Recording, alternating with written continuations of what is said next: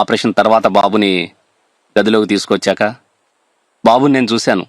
అప్పుడు left side పక్షవాతం వస్తుందని నాకు భయంగా ఉండేది. కానీ అదే లెఫ్ట్ హ్యాండ్తో బాబు బొటన వేలును చూపిస్తూ ఇలా అన్నాడు, డాడీ నేను బాగైపోయాను అని.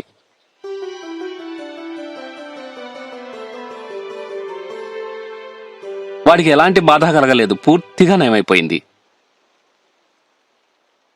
జనాలంతా అన్నారు అసంభవం అని.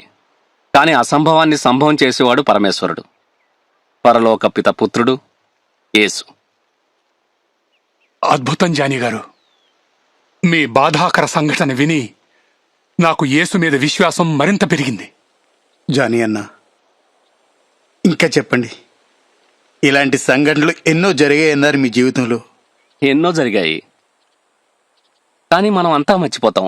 ఆయన ఎప్పుడూ మంచినే చేస్తారు, మనం గమనించం.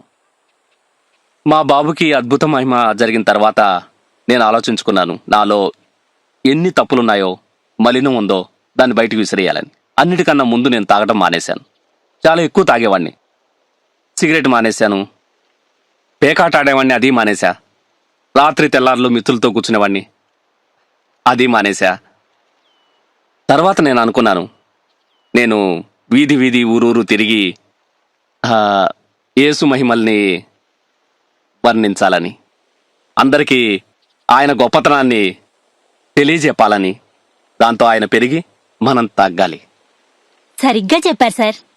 మీలాగే ఇంకెంతమందో మారుంటారు. మేమే స్వయంగా పూర్తిగా మారిపోయాం. నిర్ణయించుకున్నాం మేము యేసు చెప్పిన విధంగానే జీవించాలని. భలే. కానీ సార్, ఊళ్ళో ఇంకా చాలా మంది ఉన్నారు, యేసు గురించి ఇంకా తెలుసుకోవాలనుకుంటున్నారు. కానీ మేం వాళ్ళకెలా చెప్పగలం? మేమింకా నేర్చుకుంటున్నాం, తెలుసుకుంటున్నాం. మాకు తెలిసిందల్లా ఇదంతా నిజమే అని, ఈ నిజాన్ని అందరికీ చెప్పాలని.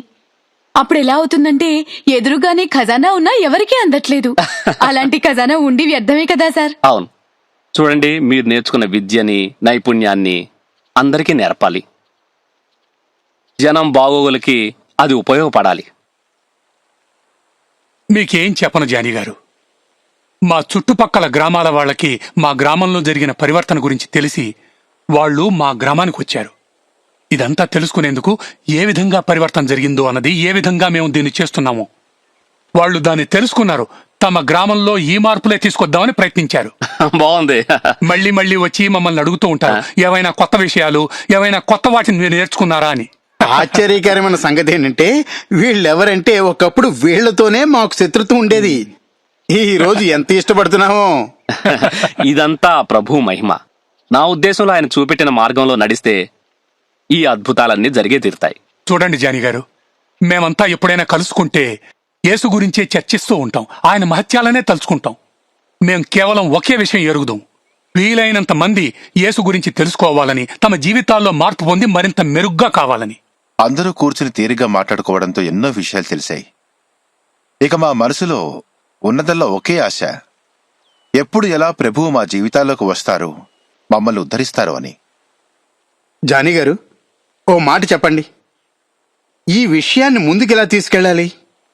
ఈ విషయం తెలిసిన చాలా మంది జీవితంలో కూడా ఎంతో మార్పు రావాలి. చూడండి బద్రి గారు, జీవితాన్ని మార్చడం ఆ పరమేశ్వరుడి చేతిలోనే ఉంది. మనం మన అనుభవాల్ని, నిజాయితీని ప్రజల ముందుంచి ఆ పరమేశ్వరుణ్ణి ప్రార్థిస్తూ ఉండాలి. గుర్తుందా మీకు యేసు ప్రభు ఏం చెప్పాడు? దేవుడు మిమ్మల్ని ఆశీర్వదించి కాపాడును, పరలోకమందును భూమి మీదను నాకు సర్వాధికారము ఇవ్వబడి ఉన్నది. కాబట్టి మీరు వెళ్ళి సమస్త జనులను శిష్యులుగా చేయుడి. తండ్రి యొక్కయు, కుమారుని యొక్కయు, పరిశుద్ధాత్మ యొక్కయు నామములోనికి వారికి బాప్తిస్మమిచ్చుచు, నేను మీకు ఏ ఏ సంగతులను ఆజ్ఞాపించి తినో వాటినన్నిటినీ గైకొనవలనని వారికి బోధించుడి. నేను యుగ సమాప్తి వరకు సదాకాలము మీతో కూడా ఉంటాను అన్నాను.